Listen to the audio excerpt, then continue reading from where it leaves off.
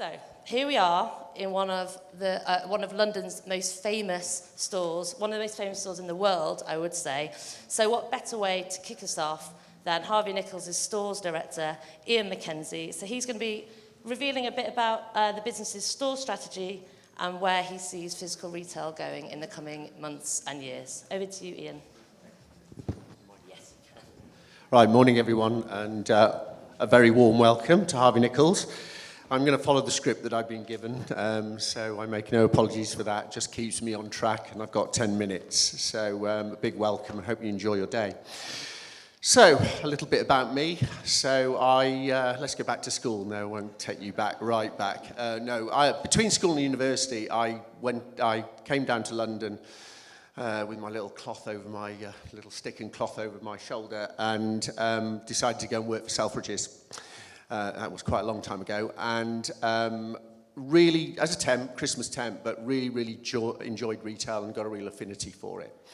So I guess, after university and, retail still being very close to me, I then went back and rejoined Selfridges and got the opportunity to get onto the management training scheme and then work my way through the ranks and eventually end up as retail business manager running the whole of beauty and all of menswear.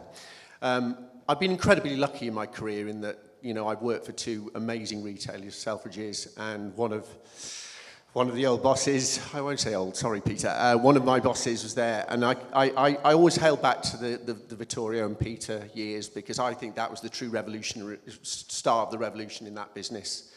And I learned so much, great grounding. So I moved up regionally. I wanted to go and move on, so I moved up to Manchester, and I was operations manager at Selfridges Trafford, and I ran the Trafford store.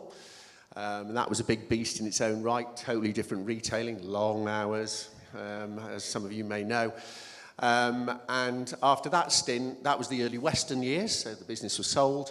And obviously the Westerns then continued the revolution, as I see it, and have taken to Selfridges to where it is now, which is an incredible business.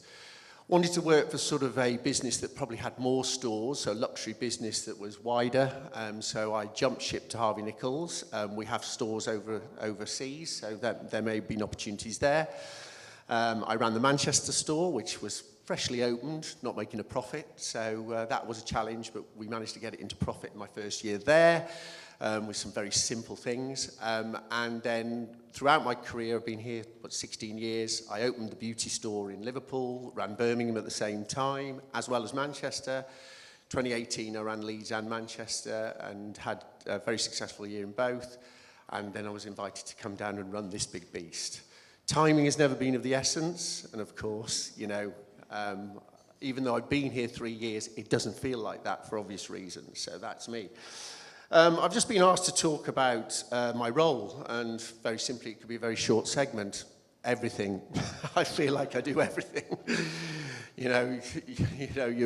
It's all about the business, but you're a politician. You can sometimes feel like a social worker, all of those sort of things. But to bring that down to sort of gravity, I guess I'm the custodian of the customer visit. What you won't really hear me say, and if I do say it, I apologise, is experience. The most overused word in retail, really drives me mad.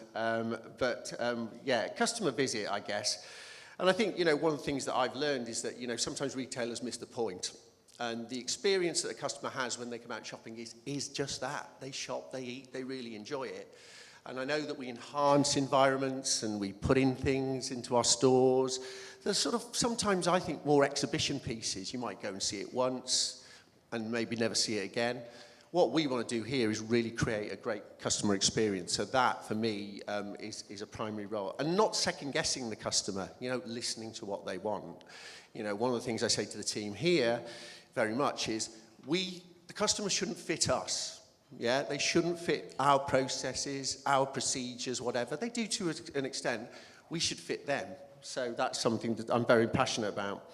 Obviously, protecting, enhancing the brand and re-establishing our values for our clients and our people. That's really, really important now, particularly after the disruption of the last 24 months.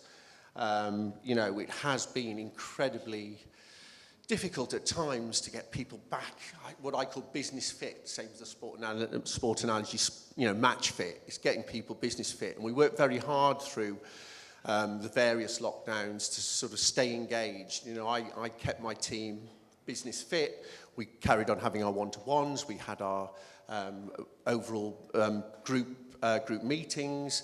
It was very key that I fed to them, many of them on furlough, what was going on in the business and what our plans were. So I guess, that was really setting the culture, and by that I mean developing our people, having the right people in the right place at the right time, old cliche. But, I think many of us will agree that getting those people at the moment, employing those people, is very difficult. Where have they all gone? Where have they all gone? Everyone, when they were predicting it, they said there were going to be people coming off furlough and not having jobs. Where are they?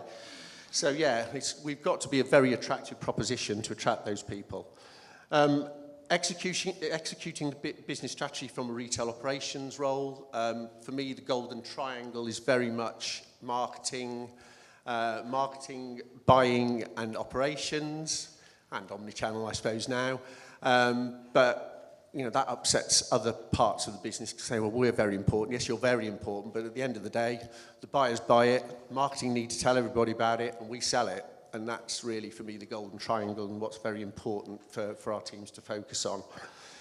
So a relationship with all areas of the business is absolutely essential. Our business-to-business relationship, so one thing I learned in the regions, which was very valuable, when you work for a store group which has a big flagship, naturally the flagship is quite a focus. That focus has obviously now started to really drift into, digital and our web-based sales. In this store, we do fulfillment, which I'll talk about a little bit in a little while, but we do in-store fulfillment, which a lot of people these days are talking about being quite revolutionary. We've done it for years. But that causes its own problems. One thing I learned in the regions is that you can't just open the doors and hope for the best. That is a bum flush. When I joined the Leeds store in 2018, it's a great store. It's got great heritage, big domestic customer, but it was a pinnacle retailer, in that marketplace. So it's really, really important that we sort of re-engage with other businesses. So you have to be entrepreneurial, you have to hunt sales. So it was very essential that we built business-to-business relationships in order to sort of bring that client into the store rather than just waiting for them to turn up. And corporate growth, something I've worked very hard on in this business, is actually our engagement with the corporate businesses. Absolutely essential. We've actually grown it from a very small base in the last 24 months to a quite significant number, and we want to keep going. We look at our competitors like Fortnum's, like Harrods. We're chasing them down. That's what we want. We want some of their market share. So ultimately, but they are, the pinnacle corporate retailers in my mind. So that's sort of really a little bit around the strategy that we're doing. Our strategy is very, very simple. Our owner talks very much around three key things: great service, great brands, and a great environment. Environment is incredibly important and still continues to be. But when I was asked, about the biggest trends and where I see the future, or where we see the future, these aren't mine, because if they were, I would probably be a retail analyst living in a villa in the Bahamas. But just a few things. So selling online is non-negotiable. It's really, really part of the fabric now, and I don't think people will step away. Omnichannel tools are creating more meaningful shopping experiences. One of our strategy pieces is for our teams, wherever they are, to be selling across all channels. That's essential. Automated technologies helping retailers manage the labour shortage. We put in play bits and pieces that really, really have filled those gaps while we're recruiting. Social commerce is one of the biggest digital trends in the retail industry. Interactive retail experiences are bridging the gap between the online and offline parts of a store, and the borders between retail and other industries continue to blur. So that's still a challenge, and particularly, with some of the big internet businesses. And of course, community investments from retailers must be here to stay. You know, a lot of retailers link with their local communities through the pandemic. We can't step away from that. And again, the final thing that all retailers are talking about is good sustainability. Not sustainability, good sustainability. And that, I think, is going to be a massive challenge for retailers, because I think that's something the customers are going to expect down the line. So, very potted overview of what I do, where we're going, what we're focusing on. So I'll hand back to Nicola, and thanks very much for listening, and have a great day. Cheers, bye.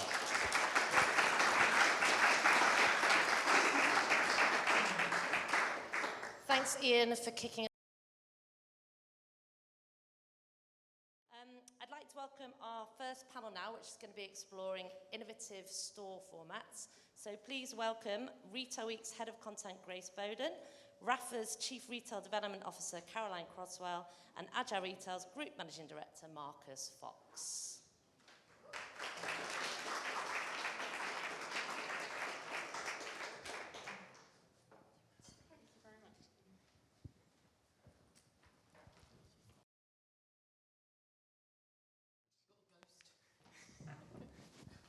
Hi guys, so yes, as Nicola said, we are going to be discussing how store switch-ups are reinventing retail in this panel. So in recent years, retailers ranging from Next to IKEA, Selfridges to Zara have all introduced new formats as investment in multi-purpose retail experiences grows across the sector. Sorry for saying experiences, Ian. But what are the formats and opportunities that retailers should be investing in now, and why? To discuss that, I am joined by Caroline Croswell, Rafa's Chief Retail and Development Officer, and Agile Retail MD, Marcus Fox. Thanks for joining us, guys. Caroline, I will start with you, if that's all right. It feels like the pandemic has really driven a real focus in store reinvention. Not that that wasn't a priority before, but it's really heightened it. So can you just talk to us a little bit about how Rafa's store strategy has evolved in recent years, and how much that evolution has been driven by changing consumer demand? Yeah, absolutely. I mean, I think if we look back at the Rafa history, we took a really hard path right from the offset. And one of our core company values is suffer, which when you see that up big and bold, looks pretty frightening. But if you've been up trying to cycle up Box Hill or Swains Lane, you can understand what suffer actually means. But I think for us, we put community at the heart from the offset. We didn't try to start with commerce. We didn't try to sell stuff. We knew that we needed a home for our members. We knew that we needed a home for our customers. We wanted to be dishevelled. We wanted lots of people to ride out from our store, come back to our store, have a coffee, have a chat, go to the office, go back to work. And if any of you have been to one of our stores, which probably I doubt, because there's a lot of fashion groups here, but if ever you can go on a Wednesday morning. It's our biggest ride, goes out from the store. It's absolutely pumping in the store. The cafe's rammed, there's bikes everywhere, it's complete and utter chaos. But I think you see retail and you think you see community at the absolute best on that day. So I think, we picked that. I mean, I've come from fashion. I worked for 12 years at Burberry before I joined Rafa. So I sort of trotted in going, God, the idiots. Why have they got cafe? It's so huge. It's 50% of the store space. It's 8% of the revenue. This is going to be a walk in the park running this one. Until you go there on a Wednesday and you see that that's absolutely critical to our success. We have 24,000 members of our Rafa Cycling Club globally, and it's a seamless journey. You can rent a bike in Tokyo tomorrow. It's part of the membership package. You just turn up, you get on your bike, off you go. You can do it in Mallorca, amazing riding. So we've got all these amazing benefits that I think just put us in brilliant stead for when the COVID, when the pandemic hit. So I suppose for me, personally, we didn't actually reinvent our kind of new store format, but what it did was cemented, I suppose, what we were doing. And it's incredibly hard to add community afterwards, and much, much easier to add it from the beginning. So I think for me, I feel like Thank God we took that hard route. Thank God we've got a huge cafe. Thank God we've got rides going out. Thank God we've got a huge membership. Because that's absolutely critical, I think, to inventing store formats today, is put it at the centre. Absolutely. Long answer, sorry. No, that's great for me. Go ahead. Next one for you, Marcus. Hello, by the way, I didn't get a chance to say hi. So Agile Retail helps retailers and brands trial new things in store, particularly in terms of new formats. So can you just expand on that a little bit for us and tell us how you are working with businesses to drive innovations in their stores? Sure, thanks. It's really loud, isn't it? Agile Retail, what we do is run fully outsourced retail stores for brands and retailers that have one objective in mind and one objective only, which is innovation and experimentation. And I guess the purpose behind that, just to kind of build from Caroline's point, is I guess to stop the thank God moment. And I think one of the kind of biggest, and we didn't plan this at all, but that was a great lead in. I think there's a great story of how a community and how a retailer has kind of developed and built innovation and experimentation into the fabric of the business. But that's really hard for retailers and brands to do. If you are a really big existing physical retailer, that's quite a titanic activity to kind of build innovation and experimentation around. If you have one store or no stores because you're predominantly online trading, that's a really big leap to suddenly start thinking about physical retail stores. And actually innovation can be really challenging, I think, and we found a lot of success with really working with retailers and brands to understand why is that hard and how can we change it. So within organizations, there's a day job to do, actually. There's customers to serve, there's profit to make, all the kind of challenges that Ian was describing, actually, about how to do everything. And also customers can be really difficult to understand in terms of what they really actually want. And we found huge success working with retailers and brands to, I guess, suspend disbelief, forget for a second that there is a kind of day job. And if you could open a completely separate entity for 4 weeks, 8 weeks, 12 weeks, that was really focused on just testing out and experimenting new propositions and new concepts, just, I guess, challenge the room to a certain extent. Think of how liberating that can be. You actually get to learn firsthand from customers, not by what they say they're going to do, but by what they actually do. You get to see that the cafe is really busy on a Wednesday. You get to put your new proposition or your new venture or your new product in front of customers firsthand and figure out what works and what doesn't work in a really de-risked, fun, experimental way. And I think that's probably the real key to unlocking. I think we all know that one of the things that COVID has taught us is that physical retail won't stand still. Our real challenge is to find really quick, agile ways to pivot and change when we need to, and stress test new ventures and new concepts really quickly with consumers and build on what works really successfully. And I think the physical store has a huge role to play in that in the future as a center of kind of innovation and experimentation, as well as a trading entity. And that's probably been our biggest success working with retailers and brands, is actually start with a blank piece of paper and suspend a little bit of disbelief and let experimentation kind of run forth. Do you have any examples of businesses you've worked with or formats you've done that have actually really delivered that in a really tangible way, and what kind of ROI that's delivered? That's an excellent follow-up question.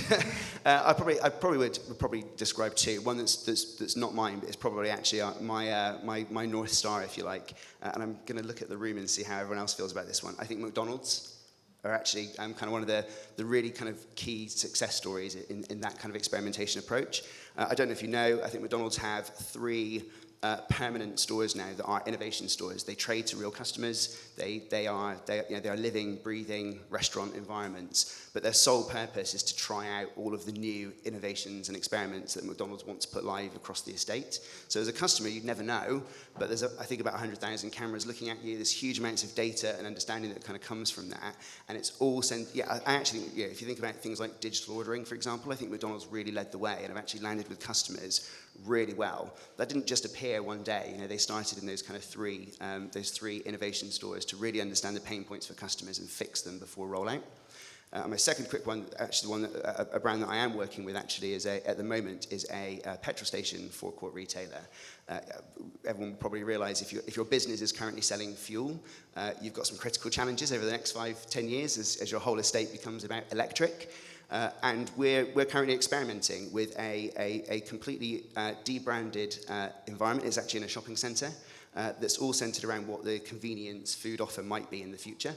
So if you as a customer went in and experienced that proposition, you'd have no idea who the kind of owner brand is, if you like. That's not the purpose of the experiment. What we're trying to do is figure out what does convenience really look like for a customer in the next 5-10 years, and what does the petrol station forecourt mission need to be to serve customers differently. Caroline, funnily enough, actually, Retail Week's offices are directly above your Piccadilly store. So we saw firsthand how you guys expanded that clubhouse format last year. But can you talk to us a little bit about how that relaunch has gone and any sort of uptick you've seen in terms of online store sales split, footfall, anything you can share like that? Absolutely. I mean, it was a brave decision to increase your space by 50% when you were shut, not earning any money whatsoever. But we knew it would come back. We knew retail would come back. We totally believe in it. Luckily, we're hugely comping up right now, so I'm very excited about it. But I think designing that during a pandemic, tough. That had quite a lot of challenges to it. And our business basically changed pretty much overnight. I mean, pandemic hit. We have some serious enthusiasts that ride with us. And there's a lot of factors in cycling. There's a lot of, bad, I suppose, karma, if you like, about cycling, that it's male-dominated, it's a very white male sport, it's intimidating, it's difficult for women to get in there. And so when we developed that store format, we wanted to make sure that it was welcoming for all. We've worked really hard to break down the barriers and become an inclusive brand. And we had to change that from our brand campaigns to starting rides for women only. We hold women's only mechanic nights. How to change a tyre was our best attended Zoom social during the pandemic.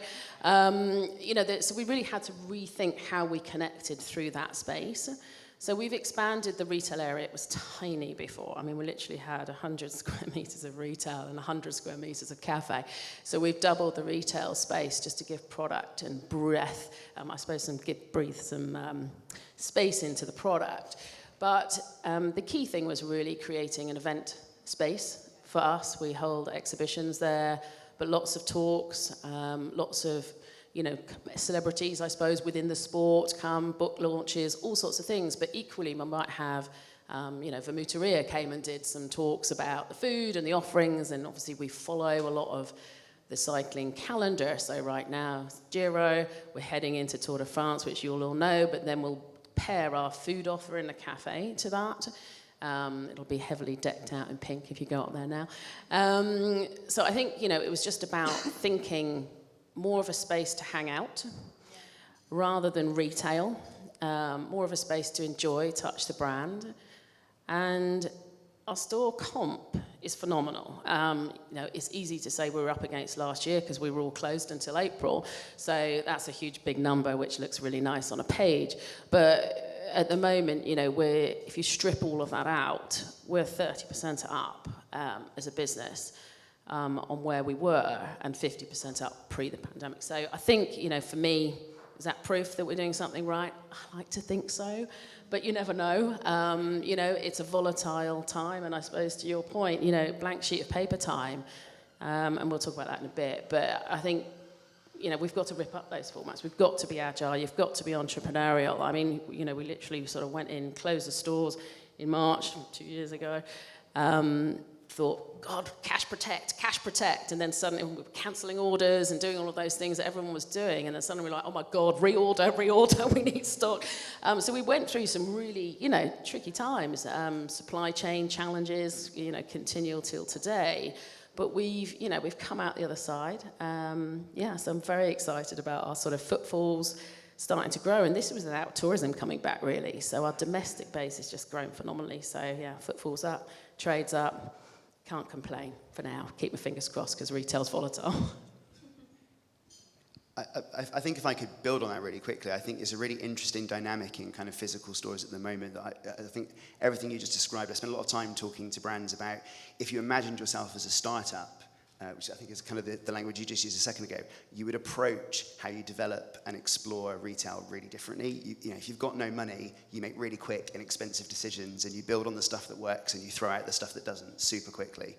And it sort of contrasts with our kind of 1940s, 1950s heritage of retail, which is really big and really fixed and really permanent and really expensive. And I think if there's one positive out of kind of COVID is it has taught us to kind of contrast that behavior a little bit. You know, it's great to see so many more brands thinking a bit more like a startup, actually, and realizing, you know, I spend a lot of time thinking and talking about with brands around retail is not a fixed entity. You know, retail is almost a bit of a strange word these days. You know, our stores are living, changing environments, and their locations can live and change too. And the quicker we kind of build that into the fabric of how we think about physical stores, I think the more effective they can be for us all. I'm just wondering, I guess, a bit what made that, you know, that scene you've sort of set of, you know, lockdown, furlough, not knowing what on earth's going on, having to close stores. What made that feel like the moment, that environment feel like the moment to kind of push on with that expansion, with that Piccadilly branch? Was it kind of, we feel like we want to be doing something? Was everyone kind of unanimous it was the right move, or was there resistance? I'm just curious in what the thinking was for you guys. There's always resistance when you put a business case to expand or open a store. But actually, it was probably the easiest one I've ever gone through. We have an incredibly supportive board who, you know, are fanatical cyclists, absolutely believe in community as part of that journey. And part of the retail journey, so they're incredibly supportive. So actually I had a very easy time to get it approved. But you know, it's not always easy. I mean, we opened another couple of stores during the pandemic, so we took some brave decisions and took advantage, I suppose, of the market being quite volatile, people probably pulling back. We got some great space, actually. So I'm really pleased about how we you know, progressed, and I suppose to your point, being entrepreneurial again, you know, that felt pretty refreshing. I mean, I've been in retail for a long time, a really, really long time. And, you know, it just felt like the beginning. You know, it was exciting. Suddenly you had to think on your feet. You know, you didn't follow a strategy because there was no strategy to follow anymore. So that just felt really good.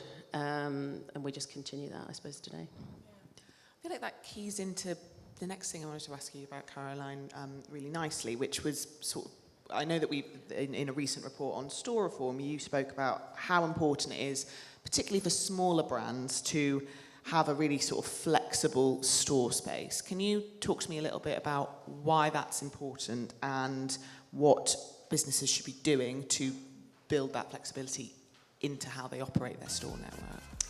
Yeah, I mean, you know, we're very lucky that most of our landlords are incredibly supportive of what we're trying to do.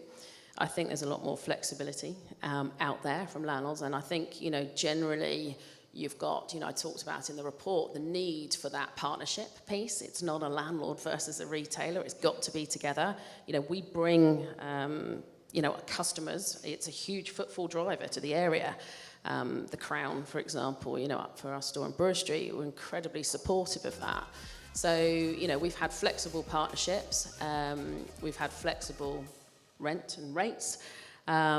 We've been able to negotiate, you know, much more beneficial, and I suppose, well, changing really the barriers to market entry. So removing some of our risk. Opening a store is easy. Building marketing, building our membership, building ride leaders, all those things are really expensive and complicated for retailers. So I think to have that partnership from the outset for flexibility is really key. So that's been good on the flexible point, but equally, you know, making sure you convert your stores and you move them around and you change without changing for change's sake, but equally, whether that's an event space, you know, sometimes we'll just clear out our stores. We won't sell anything. And we'll hold an amazing event. And we're fine with that because we know that will come afterwards. That would be tricky at Harvey Nichols, I admit, but easier for us. So, you know, I think that ability to just think outside of the box, make sure that you engage. And I think to your point, ask the customers. I sit with customers all the time in the store. And it's the only way you're going to connect and advance, and if you listen. And I think that's easy to say, but it's harder to do because we all sit in offices most of the time, running a retail. You've got to be in the stores. You definitely have to be in the stores and really listen to what they want. What do they want? What food do they want? You know, what drinks do they want? What events do they want? What do they like? What they don't like? So I think that's absolutely critical in your kind of entrepreneurial, flexible approach to retail, for sure. Marcus, what's your view on that in terms of that flexibility in the store base Caroline's talking about?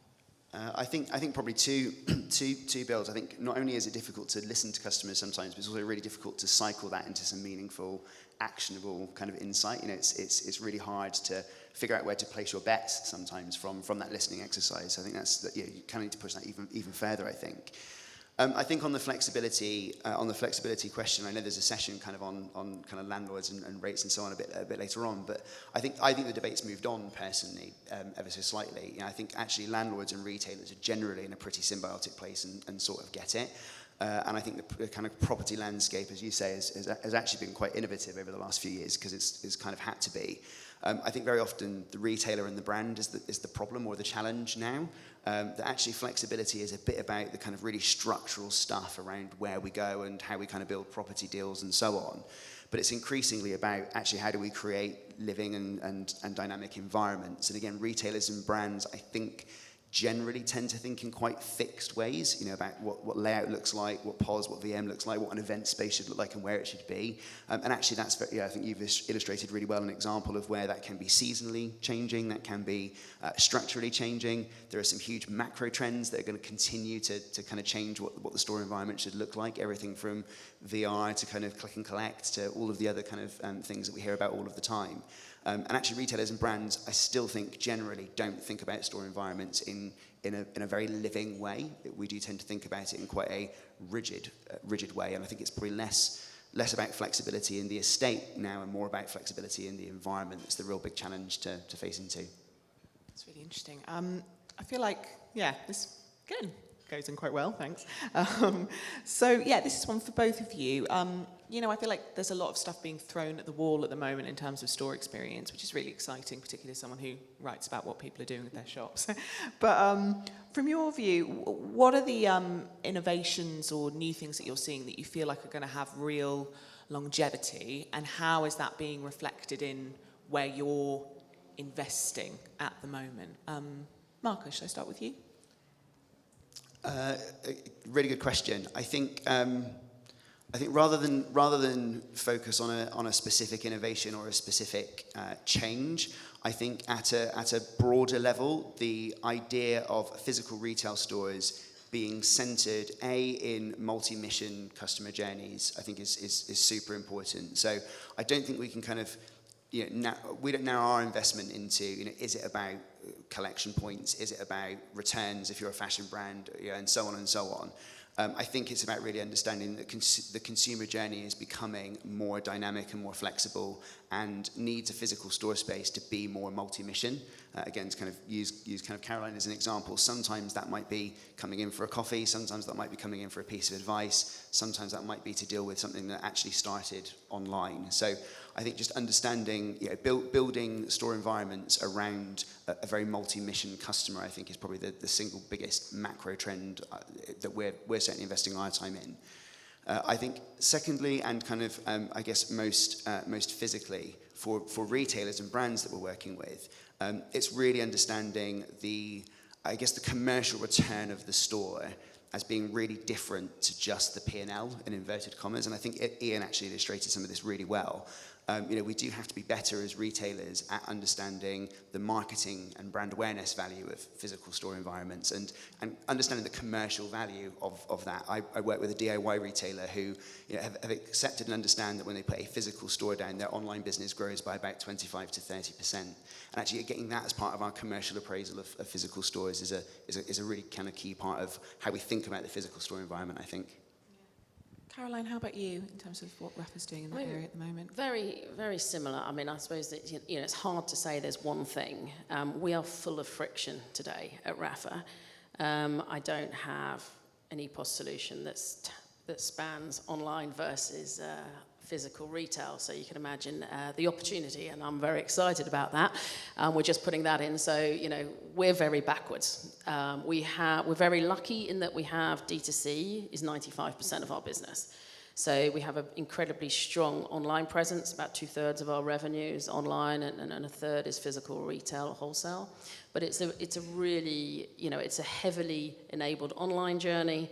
very tricky in store. So I suppose we're going backwards. I mean, this is 10 years ago, a retail plan is we're going omni-channel, so I'm excited about that. But I think it's really taking, I suppose, the customer at the heart. What's the best journey? How do you want to transact? Removing all that friction, and it's going to change, and it's going to change really, really fast. I'm still a huge fan of Amazon because it's just frictionless. Everything is frictionless. You pay in about 2 clicks. You never return anything. There's no one to speak to because everything is done for you. It's just really, really easy. So it's how do you take sort of those behemoths, I suppose, at retail and apply some of that best of into then a brand small like ours, where we've got community at the heart. So I'm working really hard on removing all friction. Not an easy task. But I suppose the biggest thing for me, and this is my next meeting after being here, is blank sheet of paper time. Rethink, the lanes. Rethink, there's no point writing a 5-year strategy. It's absolutely pointless right now. So we might as well just figure on the next 12, 24 months and go forward from that point of view. But I've recently taken over customer service at Rafa, and that's fascinating of how you start now to rethink it completely differently. How do I blend that in? How do I make sure that we're really learning about all the customer feedback? I mean, I was in one of our sort of support centres listening to all these journeys and, listening to a Malaysian customer going wild about something. And it was really fascinating for me to sit there and listen to that. And how do we then bring that really in and integrate that? So there's tons of brilliant technology coming out right now. I can't keep up with that. I'm definitely not an expert in technology at all, so difficult to talk to specifically your question. But for me, putting the customer at the heart and really thinking just yourself, how do you want to shop? How do you want to transact? Do you want to go to an event, shop online? I'm a shopper online, but I love going to retail stores. We've got a customer in Seattle that came about that comes into our store for a coffee every single day, has never bought anything in the store. We then find out through really painful analysis that he's our number 1 shopper in Washington State. He's our number 1 VIP shopper, but he's never bought anything in store. And that's where I'm quite excited about getting omni-channel, because we're just going to be able to see those things really easily. But that's fine. That's great. And we take a metro approach to how we think about retail. So we see retail as the cherry on the cake. As long as the metro grows overall and we take a radius for that, we're really happy that the retail store, we call them clubhouses, they're our lighthouse. They're our beacons. And if that all comes, online revenue, and we just sell a little bit and its experiences in the centre, we're really happy with that. And I think that helps. I mean, I know we'll all be driving towards P&Ls, and I'm particularly commercial, so, I know a P&L better than probably anyone. But I think, looking at then how you can grow that overall metro, and we've seen this successfully. I mean, we opened in Munich last year. Went in, we had a very good online business in Munich. We opened the store, and off we went. We doubled the business, literally, within 6 months. So that's where physical retail plays a part. You might take a hit online, but then you grow the whole estate over time. I think we probably will have time for a question from the audience or two, so if you've got anything percolating, I will be coming to you shortly. But yeah, one more from me. Again, it's fit in very nicely, but obviously one of the themes at Store Week is sort of celebrating bricks and mortar retail. So I guess what would your response be? I feel like we've sort of already touched on your response a little bit, Caroline, but what would your response be to people who say that the need for physical space is sort of diminishing post-pandemic? Be really angry about that. I think that I've just talked to it probably. The Munich example is perfect. We have taken, I presented back to the board a few months ago 2 strategies. One aggressive, with aggressive rollout, one a bit more of a traditional cadence, I would say.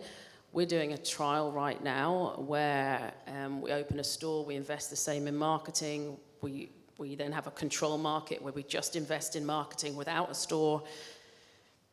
The proof is in the the proof is in the pudding. That's not grown the presence of the brand. We need those physical connections. So I'm very happy to, I suppose, look at how physical bricks and mortar is absolutely playing to the overall Metro performance. But again, I suppose it's critical to really think about a Metro rather than a store individually. And we closed one store a few years ago, and we saw what happened, and everyone was like, no, don't worry, they're just going to shop online. Be fine, and we can lose a few on the way. It's going to be okay. It took us 3 years to recover. So I think for me, that kind of proves bricks and mortar is here to stay. We just got to be clever about it. How about you, Marcus? I think I'm going to struggle to top angry as a one-word answer. I think I'm going to go with lazy. Actually, I think it's a really lazy characteristic of physical retail. I think it's something about us that kind of makes us view physical retail that way. I don't think it's dwindling, to your question, in terms of the role of physical retail. I think it's just really changing, and is really changing quickly, and is going to continue to change super quickly. And I think that's really positive. I think that's a huge opportunity.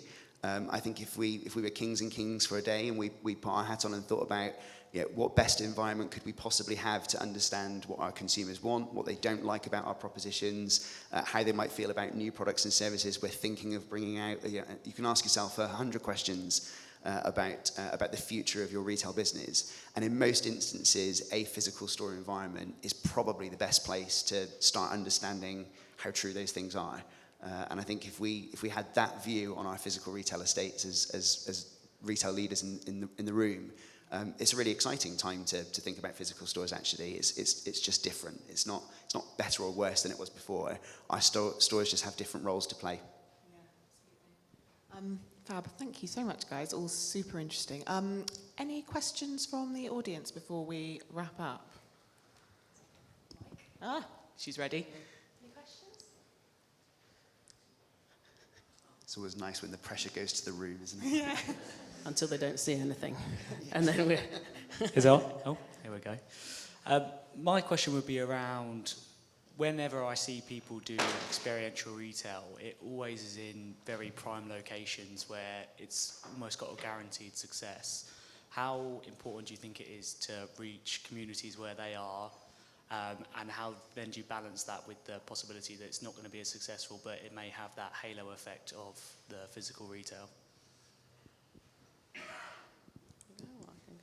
I've got some really bad locations where I had to work really hard, so I've got a really good answer for that one, but you go. I'm a reactor, not a thinker, so here's my quick answer. I think it's a really good point, actually. I think experiential retail has this connotation that's actually pretty linear. I think if I asked you all to draw a picture of experiential retail, it would probably look fairly similar. But I think that we tend to focus on the really big stuff that gets really big press, that gets really loud kind of noise and commentary around it. Experiential, in my view, takes many forms and shapes and sizes. I think to your customer that came in and never bought something, that is actually a brand experience to a certain extent. I think the opposite is true. I think although the largest press comes from really large scale experiential events, some of the most commercially successful experience-led kind of store environments I've seen are actually focused on serving tea and coffee to 5 or 6 people at a moment in time, or putting on a masterclass linked digitally that only involves kind of 15, 20 people that exist in lots of different physical locations. So I think it's really important that we do get out of the kind of destination retail view with brand experience retailing. It's a really good point. But there are some great examples out there of brands doing it really well. Set up. Absolutely. Yeah, I mean, we don't have the money to pay for, huge locations in prime A+ locations. So I suppose what I talked about before, we've had to work quite hard to build that, and it's a bit of a view, it's a bit of a payback to that, because you need a marketing thing, you need a events manager, you need a community, you need your ride leaders, you need all of those things. But we really started, off pitch, and we built those communities. And that may be, then we branch out and we think about where our customers live, and do we go to them for certain things. So I suppose we're a little, we're a small brand. It's a little bit easier, but I think, they are experiences. Those are real life experiences. So I don't think it has to be prime. I think, for some of those big box moments, it can be really interesting. But we're doing, you know, we do pop-ups. They don't have to be prime, as long as you've got the right press behind it and you can bring your communities together. I don't think you have to throw the big bucks at it, but you know, you've got to have a nice base to talk to. But we end up with some events will have 10 people, and some will have 300, and that's okay, you know. So I suppose we just vary that experience, the programming, the events, and it's got to be interesting. And some will work, and some won't. And you know, kind of one of the things I always say to teams is ask for forgiveness. It doesn't matter if we do something wrong, if you get 8 people turn up. You know, that's fine, because as long as it was a great experience, they're going to talk to 8 others, and they're going to talk to 8 others. And, you know, we had Maxine Peake come to one of our How to Change a Tire nights, I think, in Manchester store. And, you know, we're on the first floor retail. It's about the worst spot you could ever have. I mean, it was before me, but anyway, I don't know who we picked, you know, how we ever managed to, you know, rent a space as first floor retail. But, you know, here she was coming to our brand, listening, and it was a small event. It was a really small event, but that's, I think, how you can drive experiences without, you know, a lot of big bucks, I suppose. Yeah. Great, all right, thanks so much. I think we'll probably leave it there. Shall I introduce, or do you want to introduce? You'll introduce. All right, thank you so much, guys. Thanks, Caroline. Thanks.